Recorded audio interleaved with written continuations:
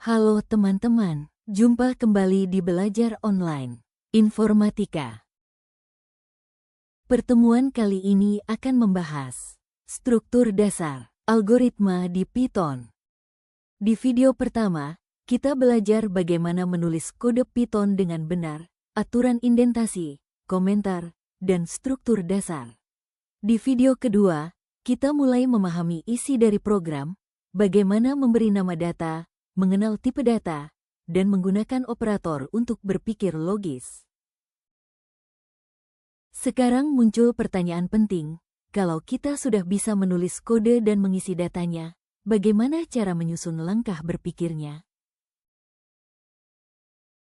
Di video ini, kita akan belajar tentang struktur dasar algoritma, runtunan, percabangan, dan perulangan, 3 pola berpikir yang dipakai hampir di semua program komputer.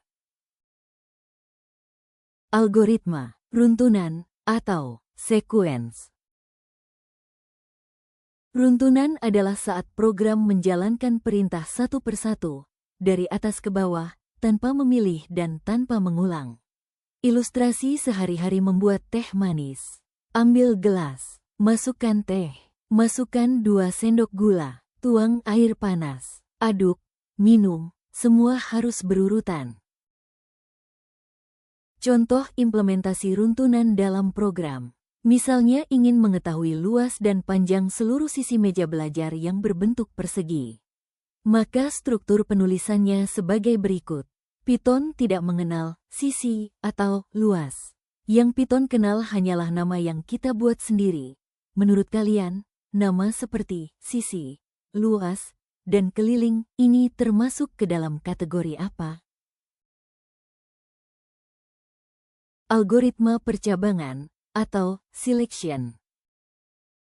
Di contoh runtunan, kita selalu menghitung luas dan keliling sekaligus. Tapi dalam kehidupan nyata, kadang kita tidak butuh semuanya. Kadang kita hanya ingin luas, kadang hanya ingin keliling. Ilustrasi kehidupan sehari-hari. Bayangkan kamu ke toko alat tulis.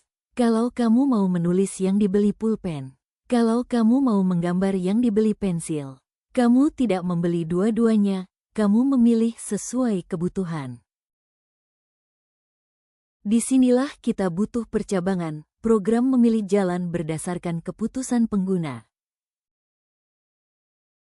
Contoh implementasi percabangan dalam program. Kita gunakan contoh yang sama seperti pada runtunan, yaitu mencari luas dan keliling persegi. Maka struktur penulisannya sebagai berikut. Di contoh ini, bagian mana yang membuat program berpikir dan memilih? Kalau tidak ada if, apa yang terjadi dengan program tersebut? Terakhir ada algoritma perulangan atau looping. Di contoh runtunan, kita menghitung satu persegi. Di contoh percabangan, kita memilih mau menghitung luas atau keliling. Sekarang bayangkan bukan hanya ada satu persegi, tapi banyak persegi yang harus dihitung.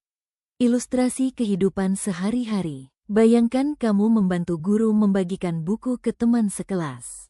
Kamu tidak berkata, beri buku ke A, beri buku ke B, beri buku ke C, beri buku ke D. Kamu berpikir. Ulangi memberi buku sampai semua siswa mendapatkannya.